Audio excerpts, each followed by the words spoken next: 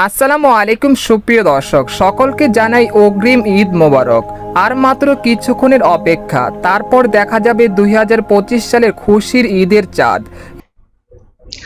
দীর্ঘ প্রায় 1 মাস সিয়াম সাধনার পরেই কিন্তু আসলে এই ঘোষণাটি যেটির জন্য অপেক্ষা, সেই অপেক্ষার অবসান হলো। কিছুক্ষণ আগেই কিন্তু সৌদি আরবে ঘোষণা হয়েছে পবিত্র ঈদ উল ফিতরের চাঁদ দেখা গেছে, অর্থাৎ যে শাওয়ালের চাঁদ যেটি দেখার জন্য অপেক্ষা ছিল সেই অপেক্ষার অবসান হয়েছে। কিছুক্ষণ পরেই আমরা আসলে এই যে সেলিব্রেশন সেটি কিন্তু শুরু হয়ে গেছে। ইতিমধ্যে আমরা আসলে দেখেছি প্রায় সবখানে সৌদি আরবের যেখানে যেখানে চাঁদের দেখার জন্য যেই অবজারভেটরি যেই কমিটিগুলো থাকে তাদের কাছ থেকে বেশ কয়েকটা জায়গা থেকে কিন্তু ইতিমধ্যে একযোগে ঘোষণা এসেছে, এবং সৌদি রয়্যাল কোর্ট থেকেও কিন্তু এই ঘোষণাটি এসেছে যে আগামীকালই সৌদি আরবে পালিত হবে পবিত্র ঈদ উল ফিতর, অর্থাৎ শাওয়ালের যেই প্রতীক্ষিত চাঁদ সেটি কিন্তু উদিত হয়েছে। এই কারণে কিন্তু আমরা আসলে দেখছি যে সৌদি আরবের বিভিন্ন জায়গায় কিন্তু ইতিমধ্যে যে ঈদ উল ফিতরের যে সেলিব্রেশন সেটি কিন্তু শুরু হয়ে গেছে।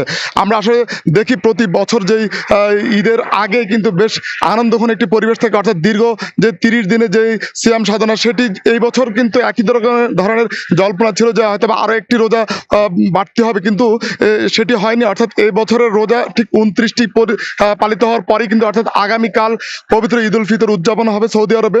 আমরা কিন্তু এর আগে কিন্তু খোঁজ পেয়েছি যে সৌদি আরব ছাড়া বেশ কয়েকটি দেশ ইতিমধ্যেই তাদের ঈদ উল ফিতরের যে ঘোষণা সেটি কিন্তু দিয়েছে। তবে অধিকাংশ অনেকগুলি দেশ কিন্তু ঘোষণা দিয়েছে তারা কিন্তু একদিন পরেই ঈদ উল ফিতর উদযাপন করবে, যেমন তার মধ্যে অস্ট্রেলিয়া, ব্রুনাই, মালয়েশিয়া এবং বেশ কয়েকটি দেশ কিন্তু তারা ঘোষণা করেছে তারা আরো একটি দিন অতিবাহিত করে কিন্তু ঈদ উল ফিতর উদযাপন করবে। আমরা জানি যে সৌদি আরবের সাথে মিল রেখে বেশ কয়েকটি দেশ, অর্থাৎ মধ্যপ্রাচ্যের যে দেশগুলি আছে সেগুলো কিন্তু ঈদ উল ফিতর উদযাপিত হয়।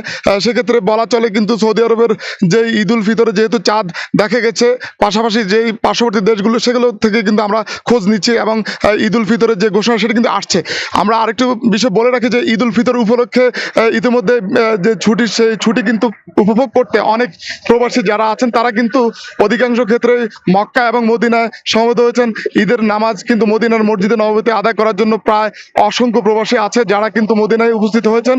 আমরা আরো দেখি যে আসলে এই ঈদ উল ফিতরকে উপলক্ষ করেই কিন্তু বিভিন্ন রকমের উৎসবের আমেজ তৈরি হয়। তো সব মিলে বলা চলে যে ঈদ উল ফিতর যে চাঁদ সেটা কিন্তু উদিত হওয়ার ফলে যে আনন্দের যে বার্তা সেটি কিন্তু এখন সবার মাঝে কিন্তু চলছে। তো এই ছিল পবিত্র ঈদ উল ফিতরের যে শাওয়ালের চাঁদ, সে চাঁদ